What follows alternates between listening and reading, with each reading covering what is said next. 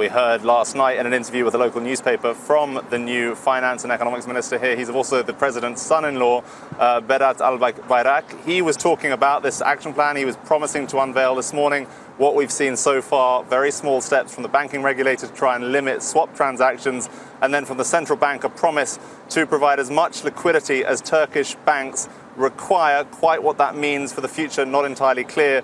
But in terms of the rhetoric, that has been very clear from President Erdogan. He is continually opposing the idea of increasing interest rates, something that analysts I've been speaking to here over the last day or so have been saying they see as an absolute requirement. They need around 300 to 400 basis points as an emergency hike, they say, in order to stabilize things. We've got inflation almost at 16% according to the official figures, and a lot of people I've been talking to in Istanbul not very happy about this situation. They're not happy with the idea that this is being used as part of a national rhetoric campaign by President Erdogan, talking about this is an economic war and dark forces outside of Turkey attacking the country. In terms of the future, though, this central bank not entirely independent, following on from his election back in June. Big questions about whether they'll be willing to hike rates and try and stabilize this very fluid situation.